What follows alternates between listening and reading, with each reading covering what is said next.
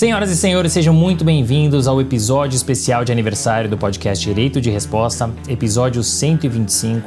E como ele é especial, estou recebendo um convidado mais do que especial, um sonho que estou realizando, um presente para mim, mas também um presente para vocês.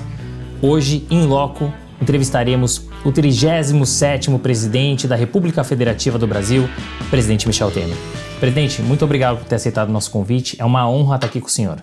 Um prazer, a honra é minha ser entrevistado por você e por sua equipe, né? Com um grande prazer. Muito obrigado, presidente. A nossa primeira pergunta é sempre uma pergunta clássica sobre planejamento de carreira. Você tem uma carreira muito bem estruturada, você passou anos no magistério, advogou e também tem uma carreira muito sólida e conhecida pela política. Essa trajetória ela foi planejada? Caso contrário, quais eram seus outros objetivos? Você sabe que é interessante aí, a vida me levou um pouco, né? Acho que o destino é que foi sendo cumprido pouco a pouco, porque quando eu olho minha vida, interessante, eu não planejei nada que aconteceu, a não ser ter ingressado na Faculdade de Direito. Na Faculdade de Direito eu tinha 3 irmãos que já tinham formado pela São Francisco, né?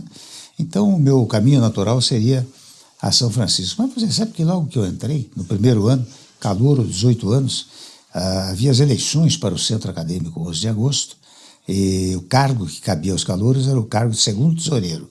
E os colegas me lançaram, candidato a segundo tesoureiro, fui eleito.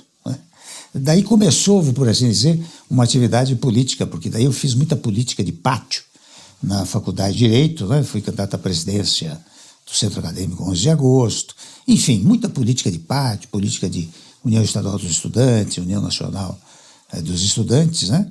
Mas depois, interessante, tudo aquilo parou, eu tive uma vida profissional, depois uma vida universitária, e por coincidências mais variadas, não sei se devo relatá-las desde já, mas por coincidências mais variadas, eu fui para vários cargos aqui no Estado de São Paulo, cargos de secretariado, procurador-geral do Estado, etc.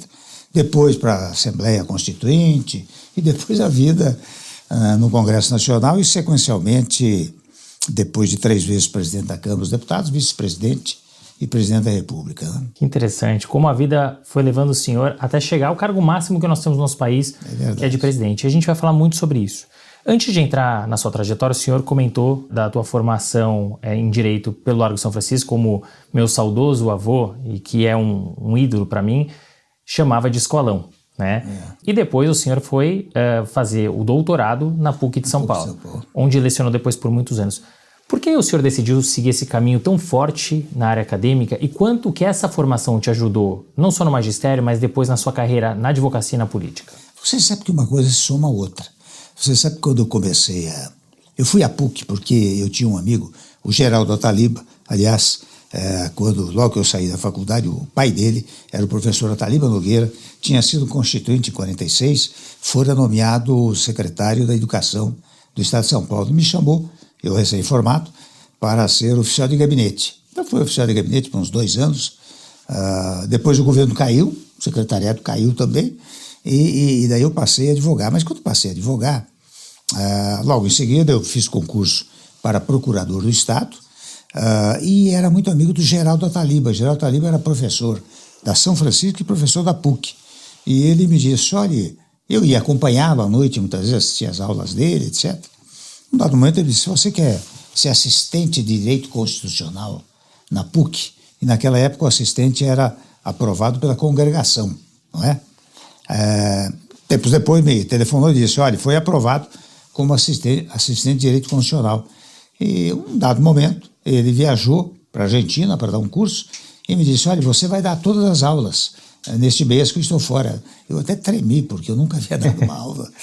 Mas ele me disse, você pega os pontos aí de Direito Constitucional para o curso noturno. E naquele tempo, interessante, na época eu tinha 26, 27 anos, o pessoal que fazia noturno naquela época era mais velho. Então, quando eu entrei na sala para dar aula, um pouco trêmulo, porque era a primeira, né? O pessoal que frequentava era mais velho do que eu. Né? Naquele tempo era assim, os mais velhos iam fazer direito à noite. Mas é interessante, eu, apesar de, como disse, trêmulo, né? Mas quando eu dei aula, os alunos aplaudiram, sabe? Aquilo me entusiasmou para fazer a carreira universitária.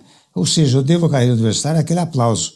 Dei as aulas sequentes, depois fiz doutoramento na PUC, porque eu já estava dando aulas lá na Universidade Católica, né?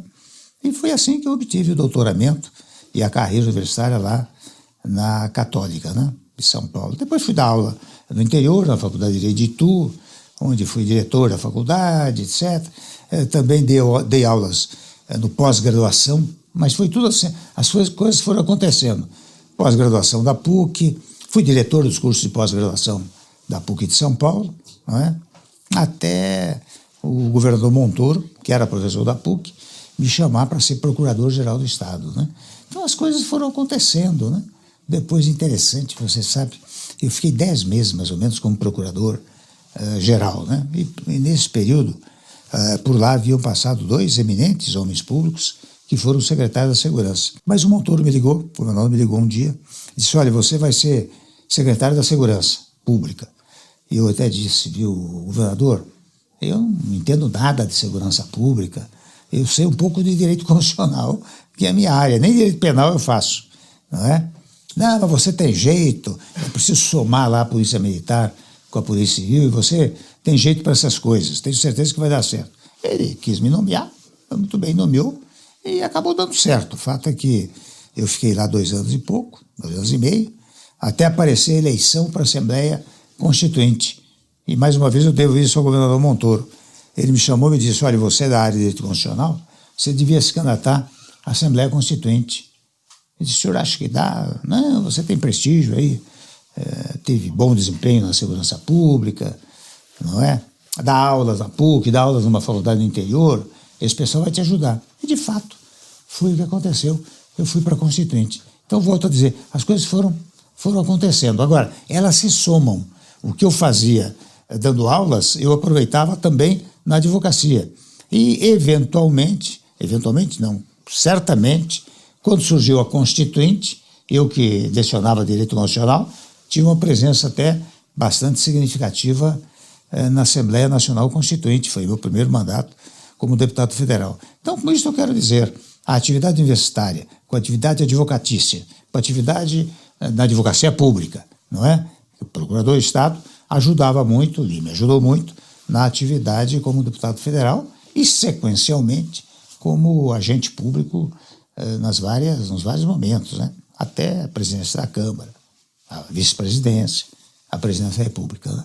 É muito interessante como o senhor contextualiza e como as coisas vão se conectando. Inicialmente, não era um objetivo a carreira como professor. Isso. Por uma ocasião do destino, surgiu a oportunidade. Depois, posteriormente, o senhor comenta, né? Não é a ideia de ir para a política, mas não. O governador te abre uma porta porque ele acredita no teu potencial. Pronto. E como as coisas foram se conectando.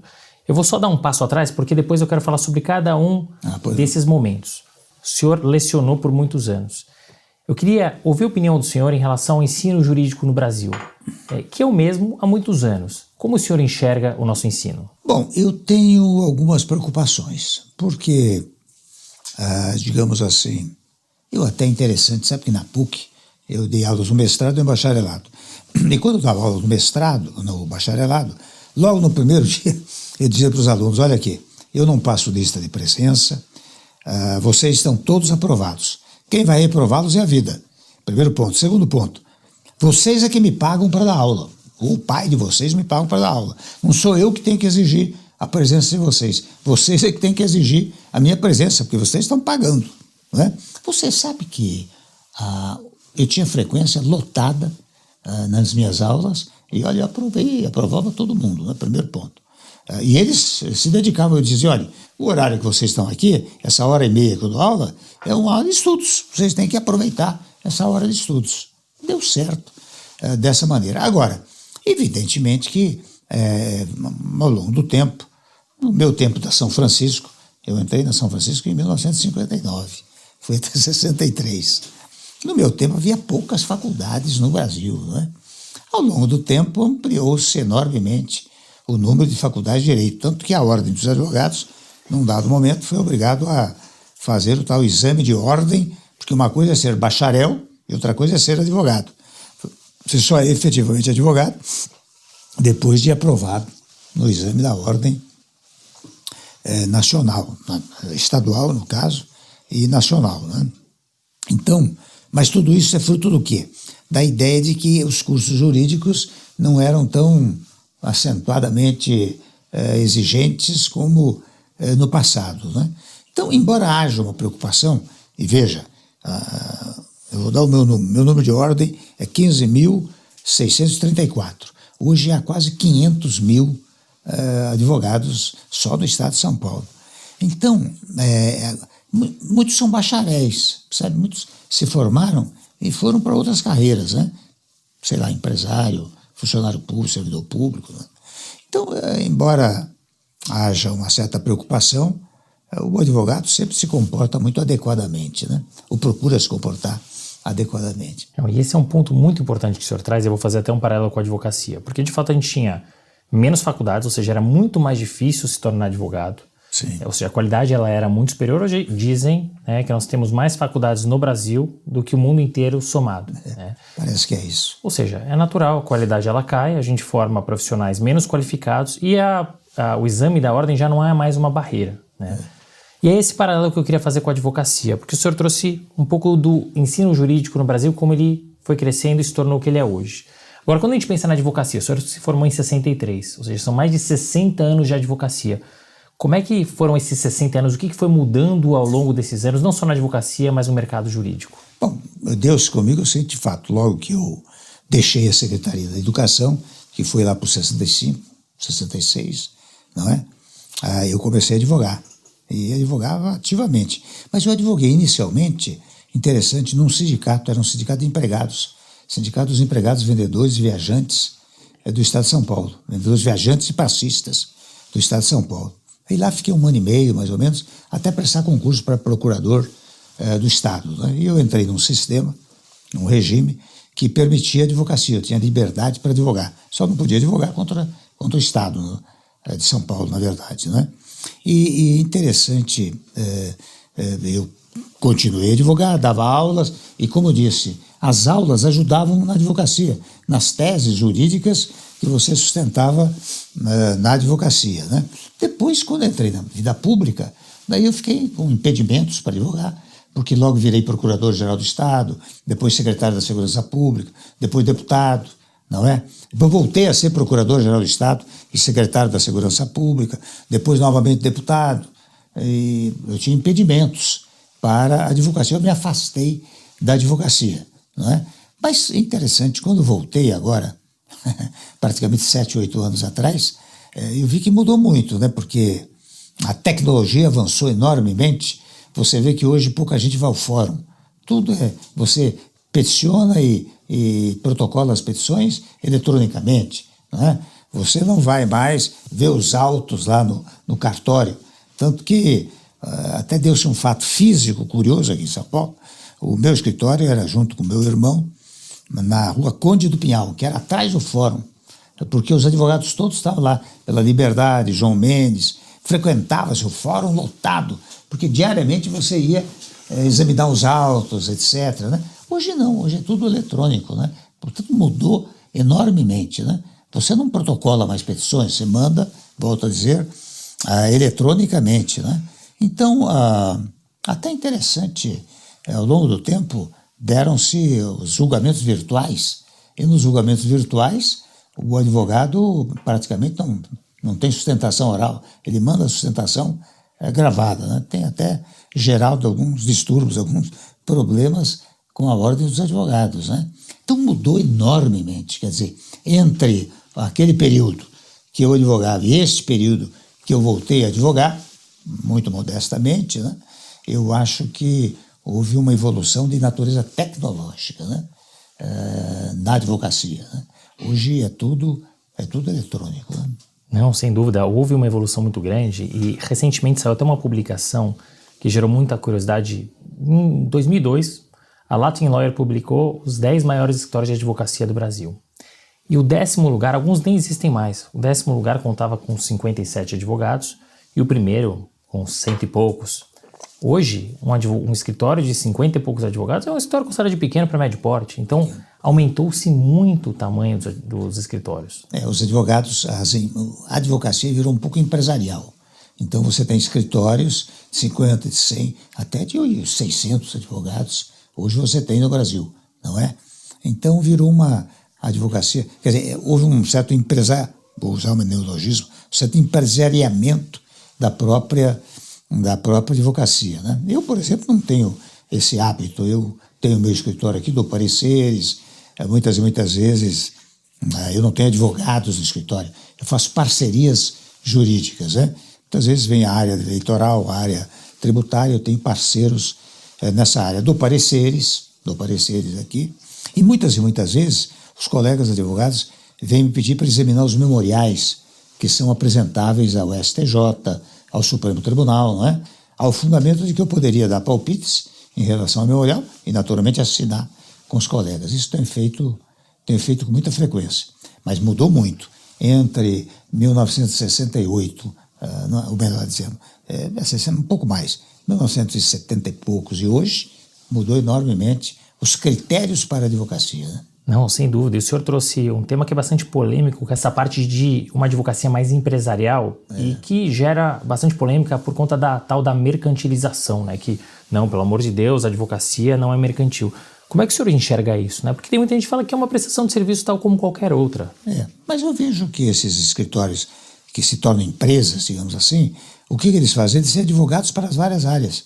Tem advogados para a área penal, a área trabalhista, a área tributária, a área eleitoral, penal, civil, família, as mais variadas especializações, né?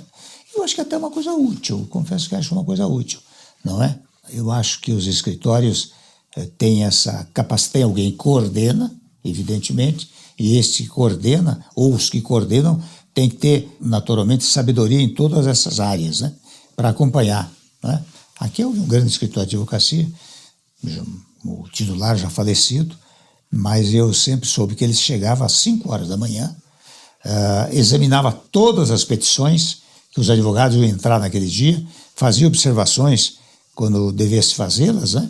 E às 8 horas, quando começava a chegar, as pessoas já tinham as suas mesas, as petições corrigidas, né? Mas ocorreu também um fenômeno curioso. Você sabe que no meu tempo usava-se muito a revista escrita, né?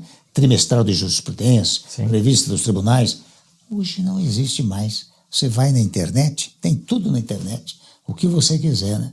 Você consulta a internet, o Google, ele te fornece tudo, né?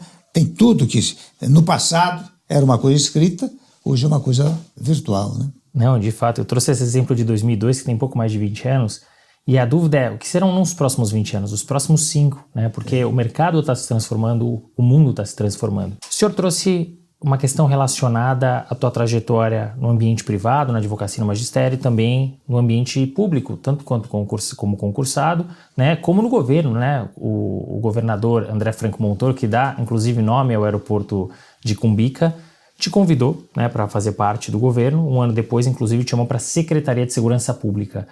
Como é que foi essa transição? Porque, de fato, é um choque. Você sai do ambiente privado para o público para o governo. Como é que foi essa transição e o quão importante o governador André Franco Montoro foi na tua guinada para a carreira política? Ele foi fundamental. Você sabe que eu devo muito a ele, porque, como eu fiz um brevíssimo relato há pouco, ele que me entusiasmou a tudo isso. Até conto como se deu o convite para a Secretaria da Segurança Pública. Ele me convidou na Procuradoria e me disse o seguinte: olha aqui, Temer, você vai ser secretário porque eu preciso de gente que una Polícia Civil, Polícia Militar. Eu reitero, né? Eu disse, eu não entendo disso, governador, não é? Não, mas você tem jeito, vai unir a Polícia Militar, a Polícia Civil. Bom, queria me nomear, eu não tive jeito, né? Mas ele me disse uma coisa curiosa. Ele disse, eu estou precisando de uma mulher no governo, você tem alguma procuradora que possa ser procuradora-geral? Veja só. E daí eu disse, olha, governador, eu tenho aqui a doutora Norma Quiriacos, que foi minha colega de turma, está aqui, é procuradora, está aqui no meu gabinete. Você acha que ela consegue ser procuradora-geral? Eu acho que sim, pela experiência que eu tenho, acho que sim. Então tá bom, Temer, diga que ela vai ser procuradora-geral, manda ela vir aqui às 3 horas conversar comigo. Veja como são as coisas. Bom, mas deu-se o seguinte fato, quando eu assumi a secretaria, logo na primeira semana, eu verifiquei, eu disse, isso aqui não vai dar certo. Eu sou da área acadêmica, da área de direito constitucional.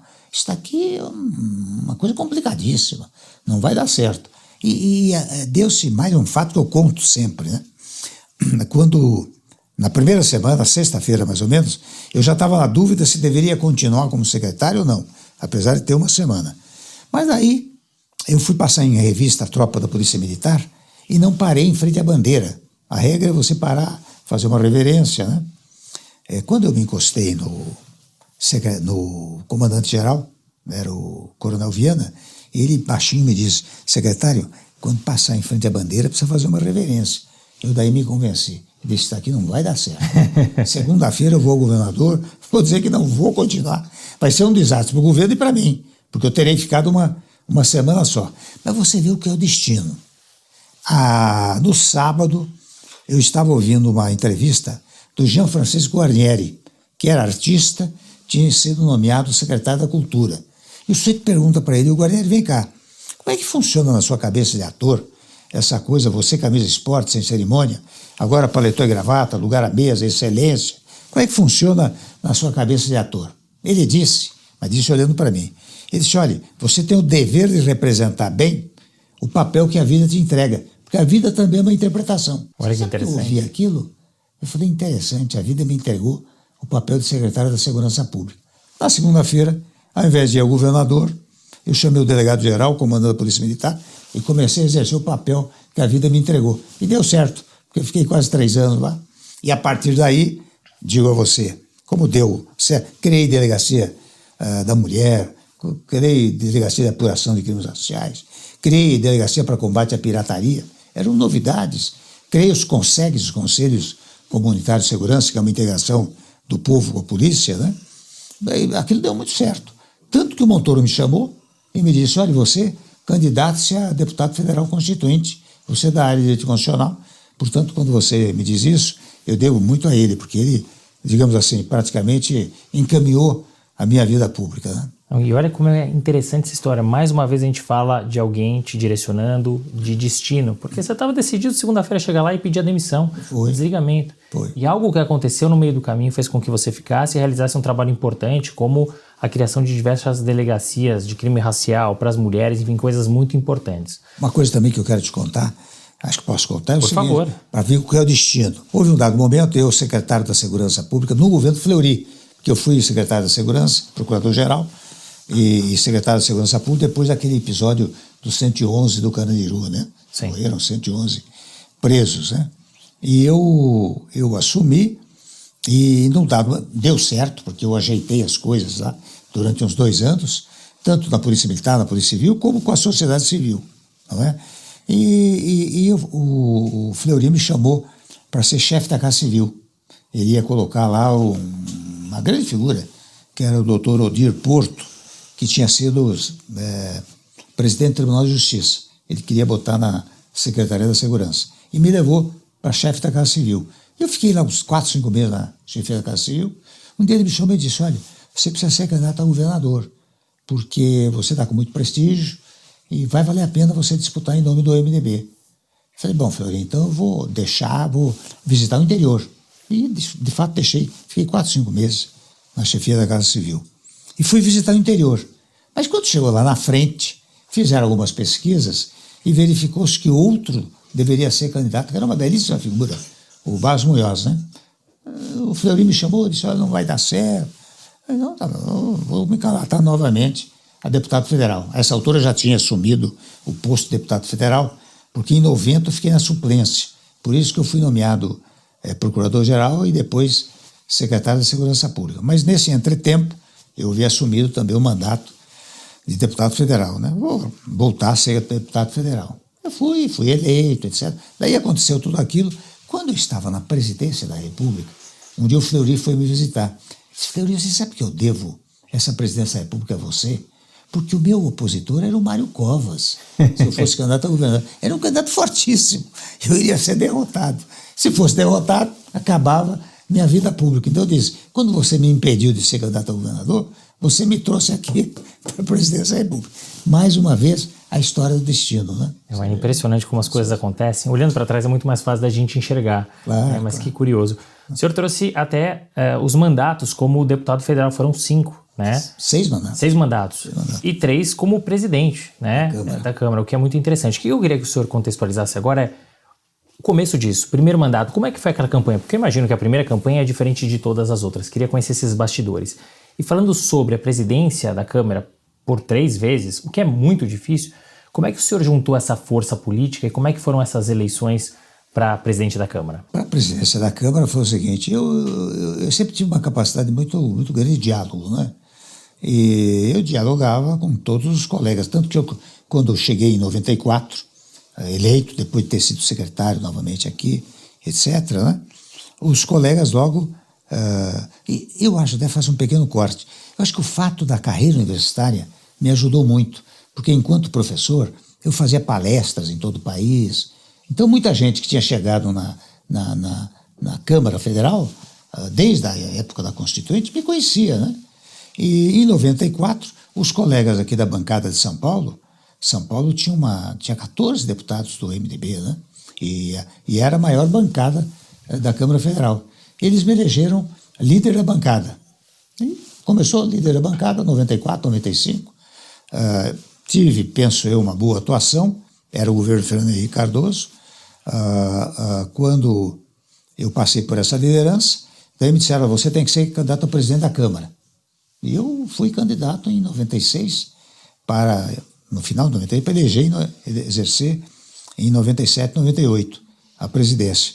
E é interessante, você sabe que eram meus adversários duas figuras de muito prestígio, na Câmara e fora da Câmara. Um era o Wilson Campos, que tinha muito prestígio com os colegas, e outro era o Prisco Viana, que era um baiano intelectual, figuras exponenciais da política brasileira, né? E eu, candidato. E quando nós disputamos, eu aqui comigo pensei, se eu não ganhar no primeiro turno, e para ganhar no primeiro turno, precisava fazer 257 votos, que era a maioria absoluta, não é? Eu falei, se eu não ganhar no primeiro turno, eu perco, porque daí os dois se unem, no segundo turno eu perco a eleição. Mas você sabe que quando deu 256 votos, havia 4 votos a serem apurados. Não, 5 votos a serem apurados. Daí foi apurado, um voto não era meu, o segundo voto não era meu, o terceiro voto não era meu, o quarto voto, Michel Temer, 257. É para ser na emoção. Foi uma emoção. E daí eu fui eleito no primeiro turno.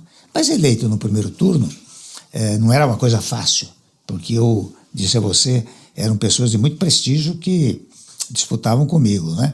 Mas eu tinha bom contato com os colegas, sabe? E depois, como presidente da Câmara, penso que eu fiz um bom trabalho, tanto que logo em seguida eu fui reeleito presidente da Câmara, mas aí foi por unanimidade, não houve adversário.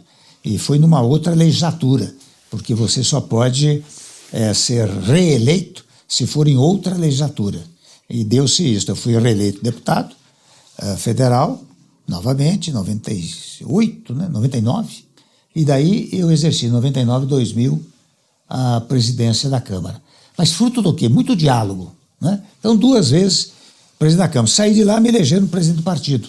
No meu partido, eu fiquei 13 anos presidente do MDB. E daí, quando chega o governo Lula, em 2008, né? Ele foi antes.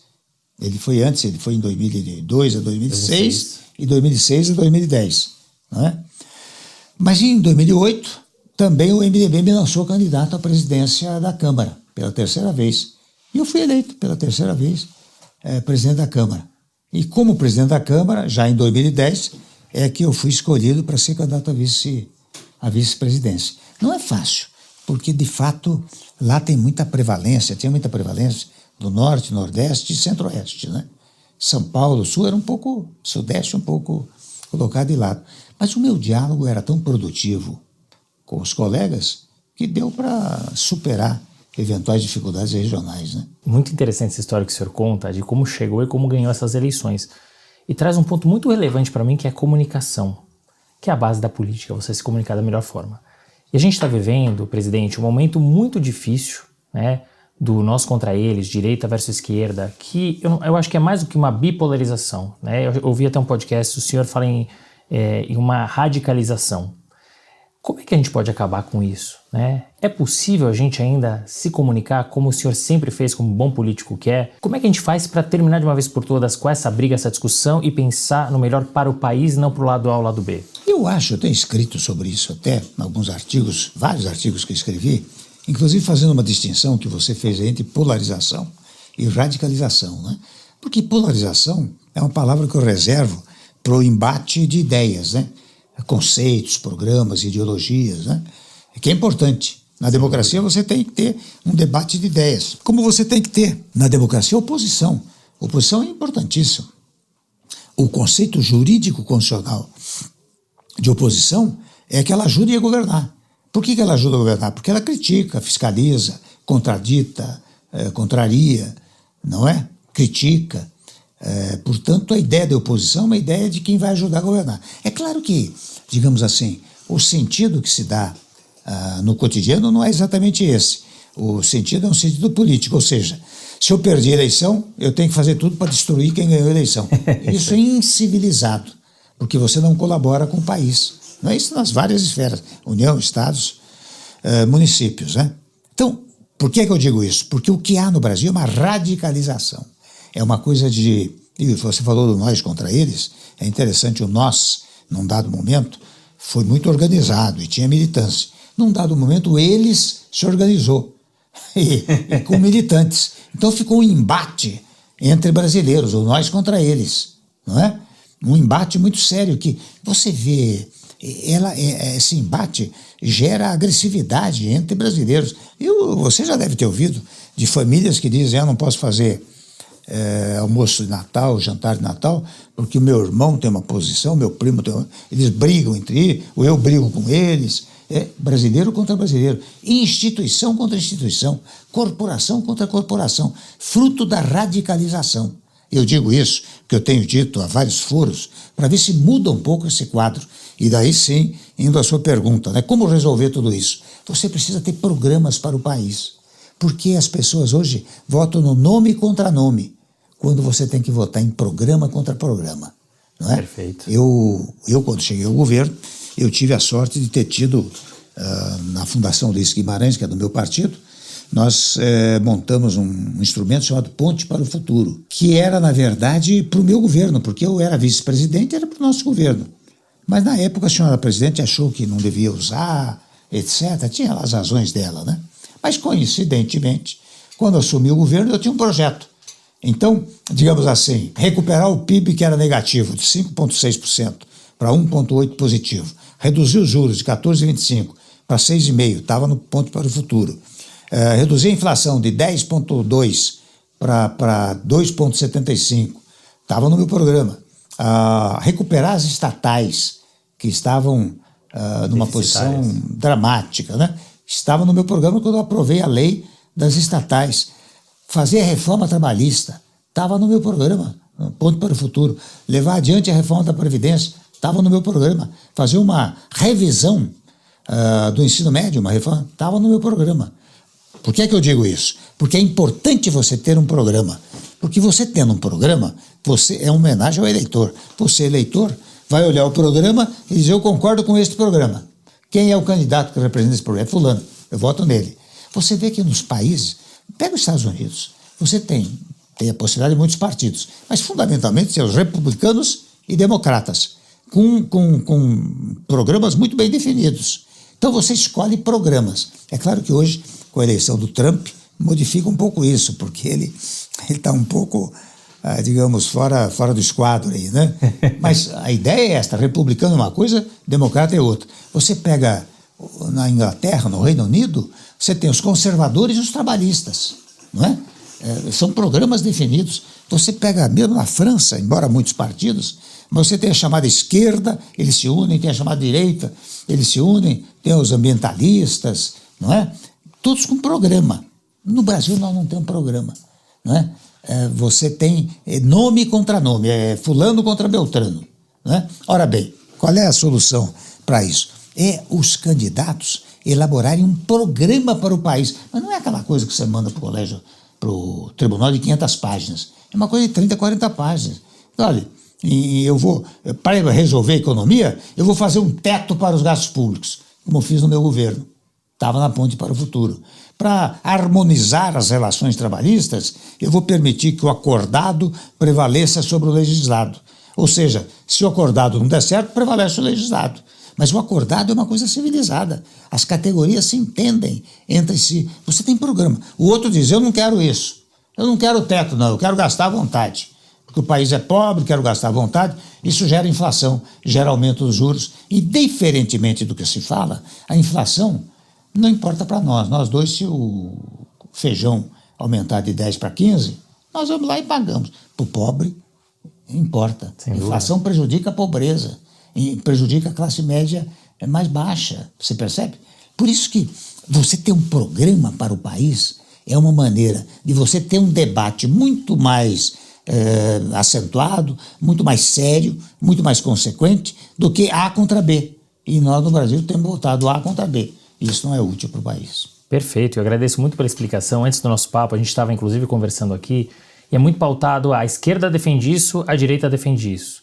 Não é possível você pegar pontos da direita e pontos da esquerda. Não existe isso aqui, né? Posso apresentar uma coisa? Por favor. Eu tenho absoluto desprezo por esses conceitos de esquerda, direita, centro. Sabe por quê? Porque você, olha aqui, faça uma experiência. Você está passando fome, pergunta se ele é esquerda, direita, centro, eu quero um pão. Vai o desempregado, pergunta se ele é esquerda, direita, eu quero emprego. Vai o empresário e pergunta, eu quero financiamento e não quero muitos tributos. O que interessa é o resultado. E é interessante até, eu disse isso lá, tenho dito isso no exterior, disse agora, semana passada. Você pega aqui no Brasil, você pega governos tidos de esquerda que privilegiaram o empresariado e de governo tidos por liberais que prestigiaram a questão social. Olha aqui, o Lula no primeiro mandato, né, ele prestigiou os empresários como ninguém. É verdade. Prestigiou, primeiro e segundo mandato, prestigiou os empresários como ninguém. Fernando Henrique, que era tido como liberal, direita ou centro-direita, prestigiou a área social como ninguém. Então, esses conceitos hoje são superados. Eles são usados eleitoralmente e para criar alguns preconceitos muito graves. É para jogar empregado contra empregador, empregador contra empregado. É para jogar, dizer que tem um grupo de esquerda, da chamada esquerda, que prestigia o meio ambiente. E a direita ou os agricultores são contra o meio ambiente. Você divide o país. Perfeito. Quando, na verdade, você tem que somar esses setores. Então, o conceito de esquerda, direita, centro, eu falo isso com toda frequência, não existe mais. Existe se o governo está dando certo, se a economia vai indo bem, se há harmonia interna no governo ou não. É isso que interessa. Não é? Perfeito. A gente precisa pensar no melhor para o país. Melhor para o país. E o senhor fez isso, porque o senhor fez as reformas trabalhista, previdenciária, ensino médio, teto de gastos, e parte delas, né, gera ou gerou uma impopularidade. Ainda assim o senhor fez, né, pensando em prol do Brasil. Quando o senhor fez isso, imagino que o senhor tenha aberto mão de uma eventual candidatura a uma reeleição. Claro. Isso estava na sua cabeça? O foco era país em detrimento de eventual reeleição? Como é que o senhor pensou à época? Eu achei, logo que eu assumi, eu verifiquei que eu tinha que ser ousado para tocar em pontos que são verdadeiros vesperos. Porque você estabelecer um teto para os gastos públicos é vespeiro, porque você restringe a própria possibilidade do presidente de praticar muitas medidas populistas. Não é? Você restringe até os parlamentares, porque o parlamentar vive das verbas que ele manda para município, para estado. Não é? E nós estabelecemos um teto para os gastos públicos para reduzir a dívida pública, porque a dívida pública paga juros, e juros é uma coisa que você paga e vai embora. E são milhões de bilhões que você paga em juros. Não é? Primeiro, aliás, faço um pequeno corte. Você sabe que logo na primeira reunião do chamado Conselho de Desenvolvimento Econômico e Social, tinha uns 90, 100 membros, estava presente, eu sempre menciono, Nizam Guanais, ele pediu a palavra e disse: o presidente, aproveite a sua impopularidade e faça o que o Brasil precisa. Exato. A tradução que eu fiz dessa frase foi a seguinte: como o senhor não está pensando em reeleição, faça o que o Brasil precisa. E por isso eu sou contra a reeleição, porque quando o sujeito é eleito, ele pensa na reeleição. Ele fala assim: não vou mexer em direito de trabalho, porque isso é vespeiro, vai me tirar voto. Não vou mexer em previdência social, porque é vespeiro. Não vou estabelecer teto para gastos públicos, quero gastar à vontade. Não vou estabelecer uma reforma do ensino médio, porque o setor educacional é muito tumultuado. Você percebe? Então a leitura, a tradução que eu fiz da frase dele foi essa. E eu fiz exatamente isso. Agora, interessante, você sabe que eu tinha uma oposição política fortíssima, mas tinha uma oposição institucional também, daqueles que queriam me derrubar do governo, porque sabiam que se fosse muito bem, eu poderia ser candidato à reeleição. Não estava nos meus planos, mas a pessoa pensava dessa maneira, né? Então, eu acho que eu consegui fazer porque eu pensei no país. E é interessante ainda agora, lá em Harvard, né? Eu sempre me fiz uma pergunta parecida, de que eu era muito impopular. Eu disse, olha, de fato, eu era muito impopular durante a presidência, mas fiquei extremamente popular quando saí da presidência. Hoje encontro as pessoas, que saudade do seu tempo, né? Então o pessoal aplaudiu muito. E nós conversamos isso antes, presidente, é a minha opinião, sem entrar em questões políticas novamente de direita ou de esquerda, mas o senhor fez o que tinha que ser feito. O senhor não pensou em você, o senhor pensou no país. No país. Né? E que está reverberando até hoje. Eu sempre falo, o Brasil faz tudo para dar errado. Tudo para dar errado. Mas por uma ocasião do destino, talvez por ser um país continental, acaba dando relativamente certo. As mudanças que o senhor fez enquanto esteve na presidência do Brasil foram fundamentais para o que está acontecendo até hoje, né? Mesmo com os governos que vieram depois. Isso é muito importante, porque o senhor pensou em quem deveria ter sido pensado, no país e nas pessoas, e não em si próprio, né? É verdade. E talvez por isso a gente tenha uma rejeição tão grande à questão política, né? É verdade. Você tem que pensar no país, porque é interessante, quando você pensa no país, a consequência pode ser o seu prestigiamento, né? Quando você pensa no país e pratica gestos não populistas, mas populares, que beneficia a população, você pode ganhar prestígio. É verdade. Então, muito interessante ouvir realmente que o senhor pôs a mão no vespeiro, já tinha um programa para isso, né? E colocou em prática. Agora, eu faço uma observação. Você sabe como o sistema é democrático? Eu também não fiz a reforma trabalhista de cima para baixo. Eu chamei o ministro do Trabalho, fiz ele percorrer o país, as federações de indústria, comércio, sindicatos de empregados, né? E depois de 6 meses é que nós mandamos um projeto, depois de muito diálogo, entendeu? Tanto que você vê, nós fizemos uma grande reforma trabalhista, não houve uma greve de trabalhadores no país, por causa do diálogo. Mais uma vez, comunicação e diálogo aparecendo, que é o que falta tanto no nosso país. O senhor contou um pouco já da experiência na presidência, mas eu queria voltar um pouquinho, porque em 2010 você foi eleito, né, na chapa do PT e PMDB, o senhor com a então presidente Dilma Rousseff, vocês foram eleitos ali pela primeira vez, o senhor no cargo de vice-presidente. Como é que surgiu o convite para a vice-presidência? Isso era algo que se almejava, né? E qual foi a sensação ali quando vocês foram eleitos e posteriormente reeleitos? Foi o MDB, sabe? O MDB, eu até confesso, no primeiro governo do Lula, eu era oposição, eu era presidente do partido, mas oposição.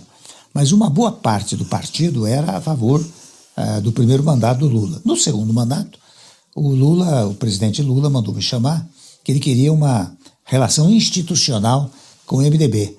E daí eu levei lá 7 pontos, 6, 7 pontos, ele aprovou, eu levei para o Conselho Político do MDB, o Conselho Político do MDB aprovou, e no segundo mandato nós apoiamos a gestão do presidente Lula.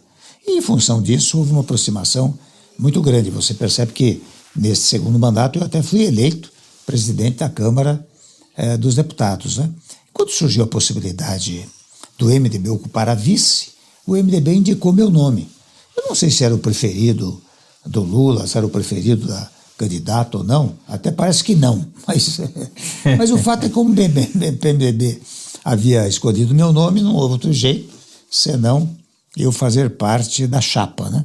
Foi assim. Na reeleição, é interessante, eu não queria, você vê o que é o destino, eu não queria participar, eu ia abandonar a vida pública, mas o MDB veio a mim e disse, não, mas não dá, vai ficar mal. O MDB já ocupa a vice, você está na vice, você tem que ficar como vice e tal. Acabei ficando, e daí eu virei presidente.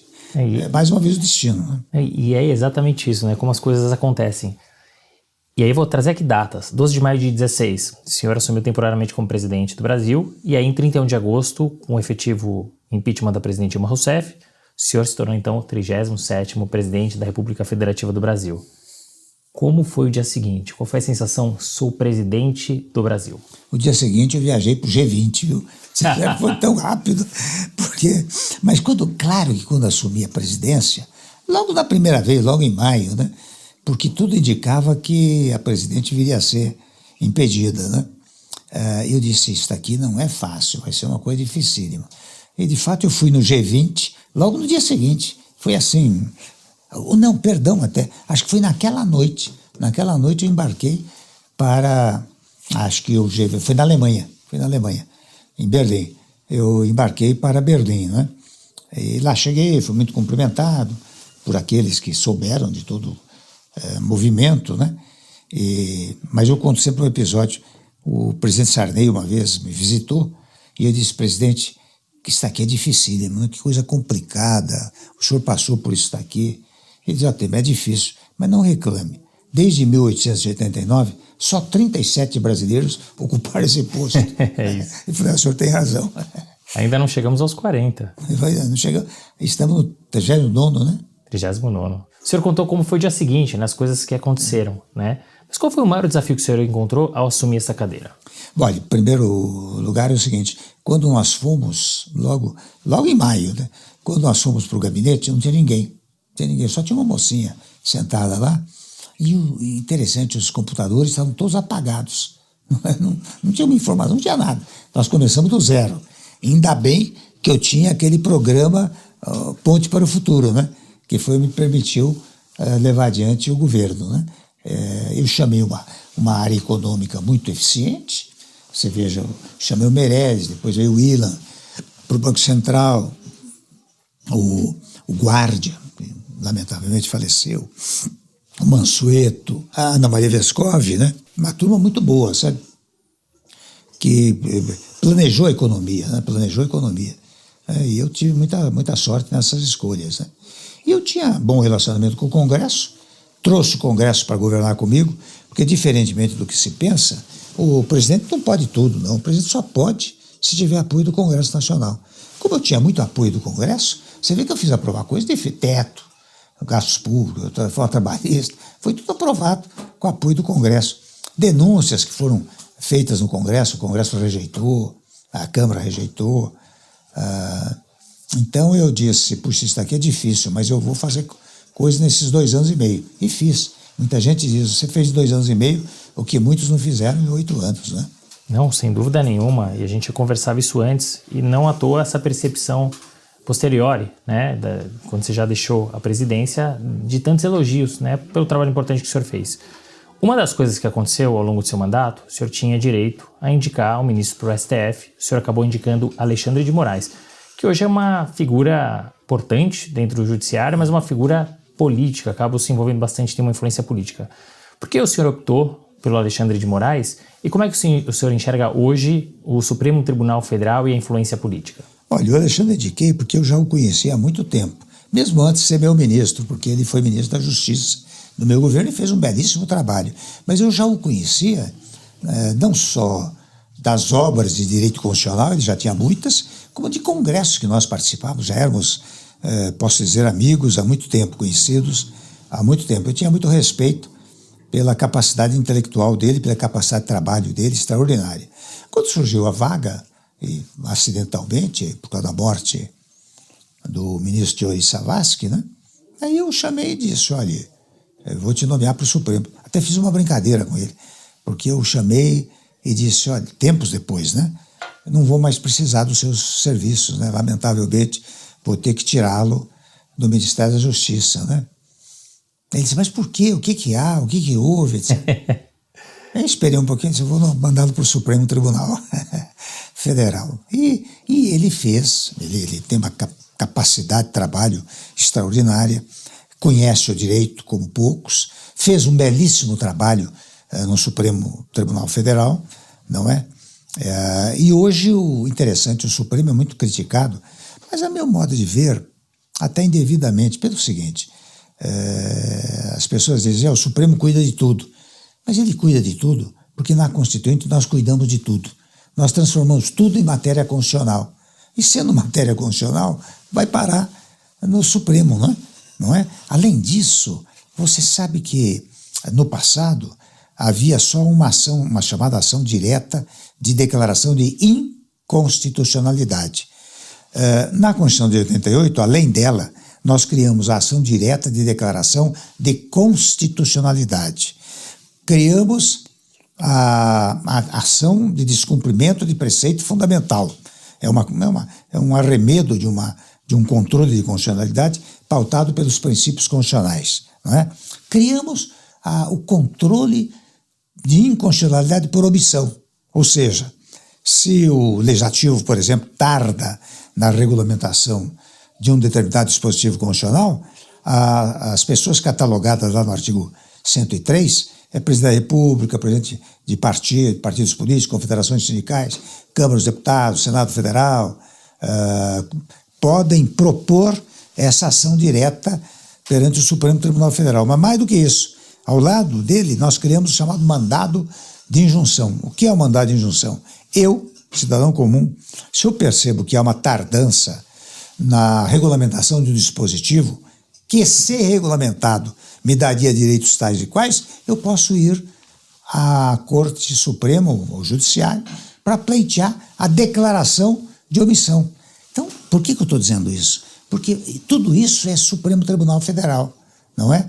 E, portanto, o Supremo tem uma carga de trabalho fruto da pormenorização do nosso texto constitucional.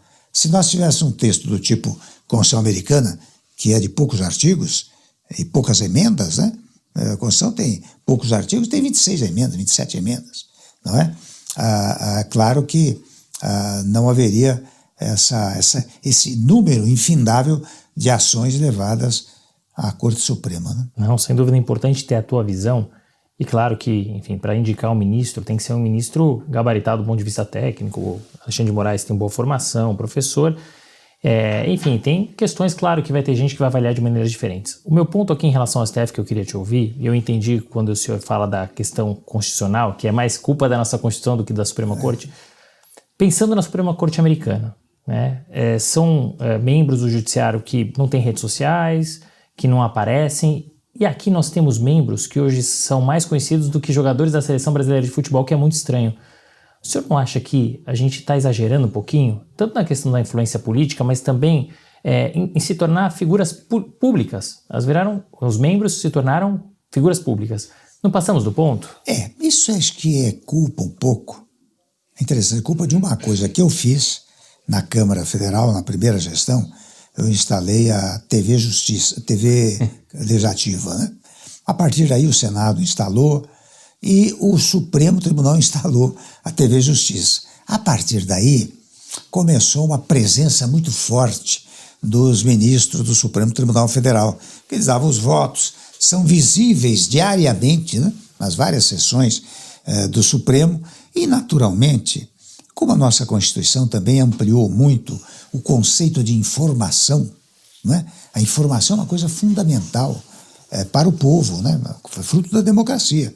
Tanto que, você veja, um dos setores que mais informa é a imprensa. Por isso que se fala tanto em liberdade de imprensa, né? Não tem uma expressão constitucional garantindo liberdade de imprensa. Garante a liberdade de informação. Mas quem é que melhor informa? Quem mais informa. Se melhor informa ou não se sabe. Mas quem mais informa é a imprensa, né?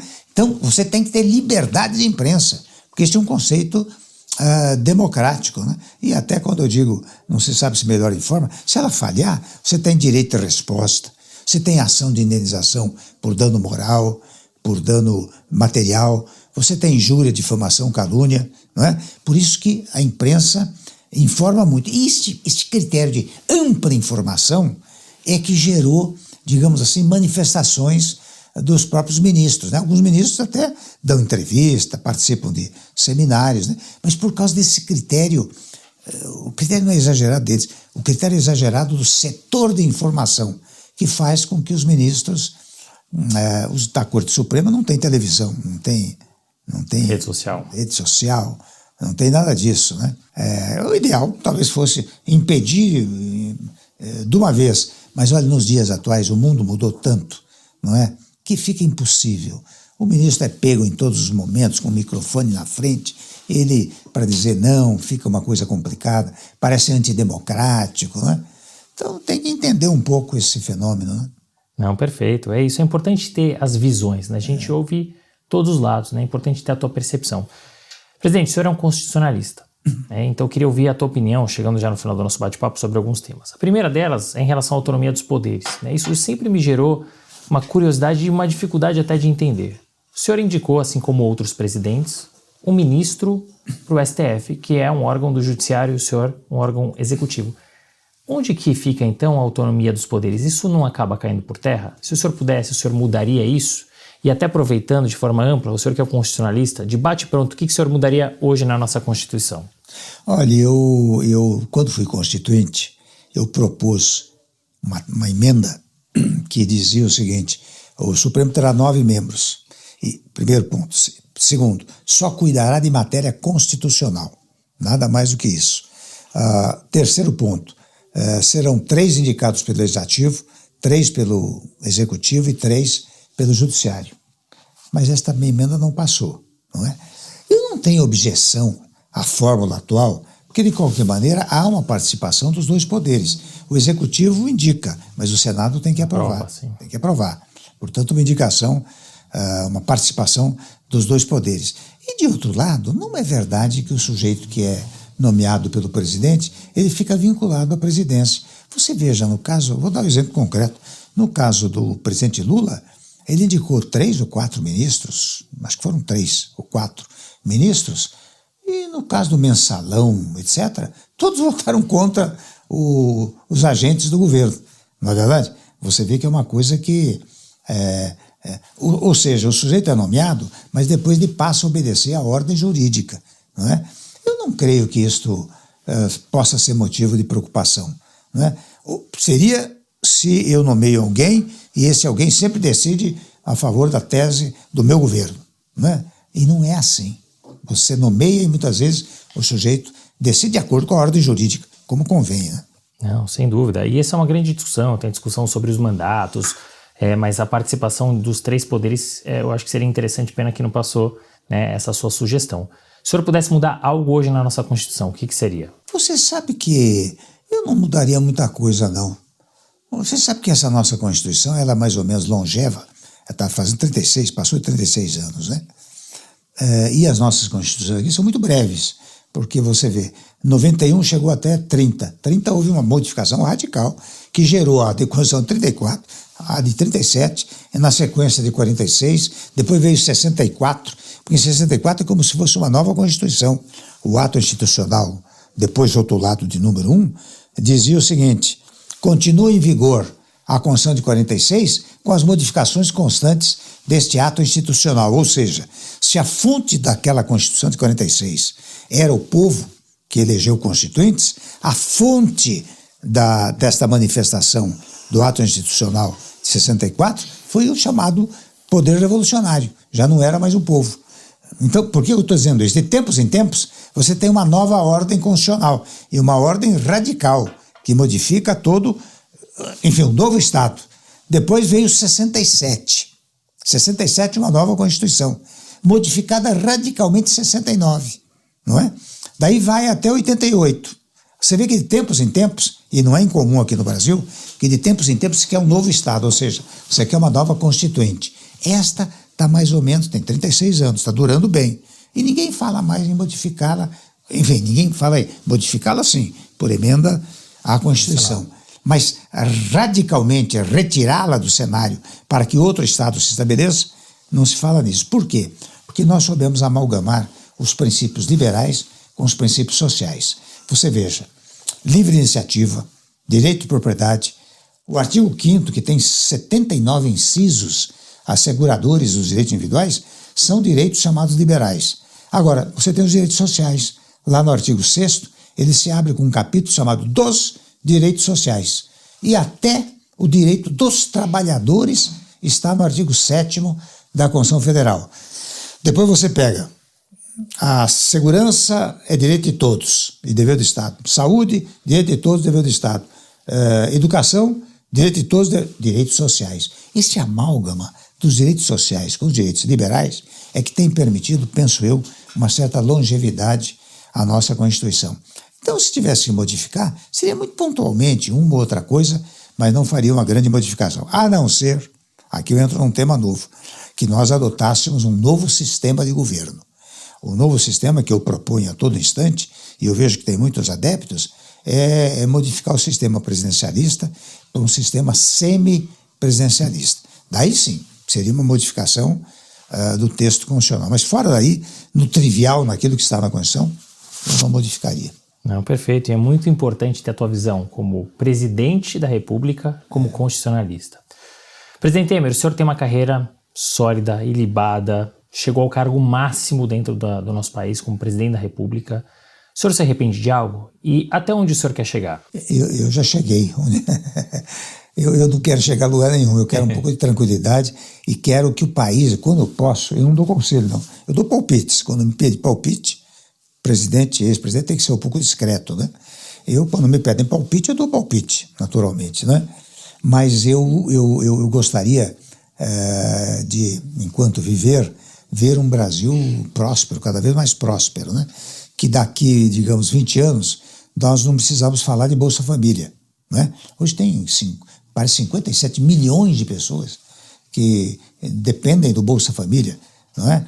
Nós precisamos gerar muito emprego, de um lado, e incentivar o empreendedorismo. Você sabe que quando eu era presidente, uma ocasião abrimos um crédito, primeiro de 3 bilhões de reais para empréstimos até 20 mil reais. Você tem um carrinho de pipoca, uma pequena cabeleireira, uma casinha de lanches, não é? Aquilo esgotou em um mês, mais ou menos. Daí abrimos mais 2 ou 3 bilhões de reais, empreendedorismo, não é? Porque eu não posso, daqui a 20 anos, estar dando uma entrevista para você falando do Bolsa Família. Então, qual é o meu sonho? Meu desejo, melhor dizendo, é que daqui a uns tempos nós tenhamos empregos, e para isso é preciso eliminar um preconceito, porque aqui é o seguinte: você quer combater o desemprego. Para combater o desemprego, você tem emprego. Para ter emprego, precisa ter empregador. E, entretanto, a técnica nossa aqui é jogar empregado contra empregador e empregador contra empregado. Não é? Você não pode, você tem que harmonizar. São as duas grandes forças produtivas da vida nacional. Você tem que harmonizá-las, como nós fizemos com a reforma trabalhista, não é? Então, meu desejo seria esse: chegar além do que já cheguei, com a idade que eu tenho, acho que já está bem, né? Não, parabéns. Muito pelo contrário, o senhor tem uma trajetória de muito sucesso, chegou, né, a um cargo muito importante, fez muito pelo nosso país, né, e agora o senhor merece, como o senhor disse, um pouco de paz, né? Descanso não, senhor... Eu trabalho muito. Não é isso. Um pouco de tranquilidade e paz, mas com muito trabalho, que é o que o senhor faz e faz muito bem. Claro. Presidente, o senhor contou muito da tua vida como um profissional, né? A tua vida no magistério, na advocacia, na política. Mas quem é o presidente Michel Temer na pessoa física? O que o senhor gosta de fazer? Olha, eu gosto de ler, sempre fui adepto da leitura, e hoje em dia está muito em moda as séries de televisão, né? Especialmente documentários. Eu fico impressionado com os documentários, e documentários muito ilustrativos, né, que estão pela televisão. Eu leio muito, assisto muitos documentários, faço pouco esporte, lamentavelmente. Não recomendo para ninguém, acho que deve fazer esporte. Eu caminho. Mas eu acho que esta é uma coisa também muito, muito útil, né? E eu tenho alguns amigos, graças a Deus, tenho amigos que eu conservo há muito tempo, convivo com eles, né? E trabalho. Eu sempre trabalhei muito. Eu não sei ficar parado, né? Mesmo sábado, domingo, muitas vezes, eu estou trabalhando, porque muitas vezes, se eu estou lendo um livro, eu estou me instruindo. Né? Para quê? Para uma palestra, para uma conferência, não é? Se eu assisto um documentário, estou me instruindo. De alguma maneira, isso é um trabalho, né? Eu gosto de trabalhar. Acho que é o que mais me apraz. Que bacana, muito interessante. Bom conhecer também um pouquinho do presidente na pessoa física. E para fechar esse bate-papo, algum conselho para os nossos ouvintes? Otimismo, né? Eu acho que sem embargo, porque aqui no Brasil nós temos um certo complexo de muito pessimismo, não é? E o Brasil ainda é o país do futuro, não é? É o eterno país do futuro, né? Eu não acho que nós já ocupamos todo o espaço que nós podemos ocupar no orbe, no mundo, não é? Nós temos muito espaço, nós temos terras agriculturáveis, nós temos a maior reserva de água marinha, de água doce que o mundo conhece, não é? E o mundo vai crescer muito. Há um amigo nosso, Marcos Torrijo, que diz: olha, daqui 25, 30 anos o mundo vai ter mais 2 bilhões de habitantes, precisa alimentar essa gente. E quem pode alimentar é o Brasil, não é? O agronegócio sempre foi um sustentáculo do PIB, do Produto Interno Bruto, e eu acho que o agronegócio ainda pode fazer muito pelo país, especialmente com essa tecnologia avançadíssima que nós temos, né? Então, otimismo. Eu, em Harvard, agora são muitos estudantes brasileiros, e eles me perguntaram: o senhor acha que nós devemos voltar para o Brasil? Eu falei: sem dúvida alguma. Vocês estão se formando aqui, recebendo lições extraordinárias, deve voltar e aplicá-las no Brasil, porque vai haver espaço para todo mundo no nosso país. Amém. Gostei muito do conselho, otimismo. A gente precisa. A gente tem um país grande, com espaço, é o país do futuro, mas espero que se torne o país do presente, então o otimismo ele é para isso. Presidente, muito obrigado por ter aceitado o nosso convite, por participar do Direito de Resposta, mas mais do que isso, muito obrigado por tudo que o senhor fez pelo nosso país. Como já dissemos aqui várias vezes, e eu repito, foi muito importante, continua sendo e continuará sendo. Então, obrigado pelo legado que o senhor deixou e por ter participado do Direito de Resposta. Gostaria de aproveitar também te presentear com uma placa em agradecimento à sua participação. Muitíssimo obrigado por ter aceitado o nosso convite e por ter compartilhado a sua história. Muito obrigado pela entrevista, muito grato a você. Obrigado. Fim de papo. Se você gostou, recomenda para seus amigos. Se não, fala comigo que eu quero te ouvir. Até a próxima.